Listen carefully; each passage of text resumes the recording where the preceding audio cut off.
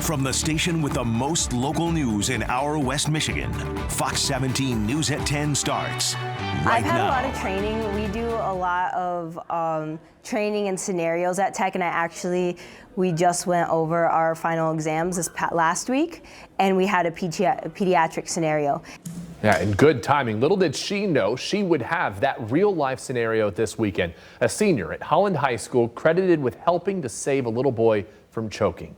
Thank you so much for joining us tonight. I'm Josh Berry. I'm Janice Allen. She is sharing her story tonight, not for attention, but to bring awareness to the need for more people to learn CPR and the vital training to be able to jump in during an emergency, just like she did.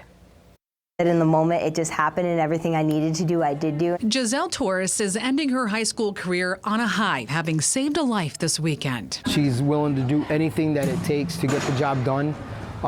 She's willing to help out in every way.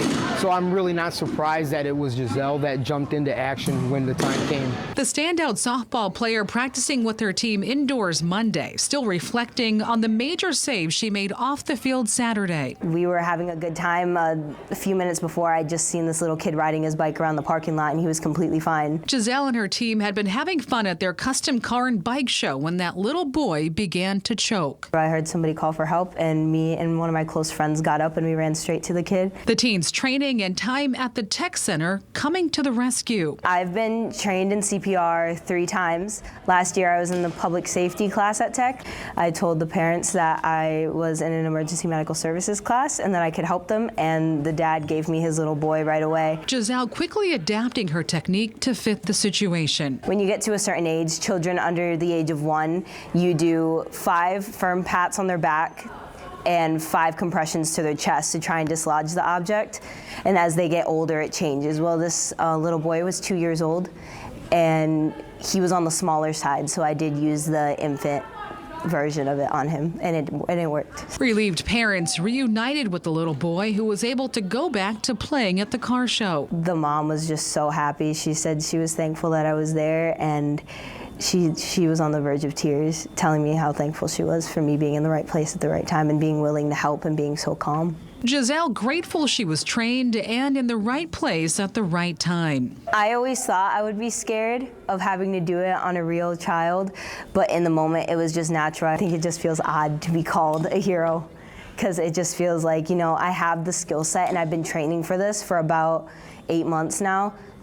So if I didn't step in, that would have been a waste of my training too. Thanks to the Holland High School senior, this story has a happy ending, but she hopes it's a wake-up call, something that can save even more lives. Really, if you have the opportunity, especially to do it for free, you should take it, because you could be saving somebody's life one day, and it could be somebody you love, or it could be a stranger on the side of the road, and it's just really important to have that skill set. And even if you're not doing it perfectly, doing it enough to save somebody's life is all that you need, just to hold them over until the professionals get there.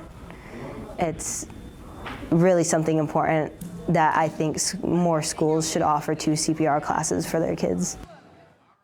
We agree with that. It's very important. As you just saw with this story, Giselle says that she's working on becoming a cadet with the Holland Police Department, where that CPR training, of course, will also be coming in handy. She's also going to be going to Grand Valley, where she's hoping to study forensics and criminal justice. Hey, you hope you never have to use life-saving techniques like that, but she stepped in at the right time. Got to be prepared. Incredible. Kudos to her. And now, if you're looking to get CPR certified, there are a number of places you can check out, including the American Heart Association and the Red Cross, which offers different levels of training. For more information on CPR and different requirements for various positions in Michigan, such as for teachers, look for this story at fox17online.com.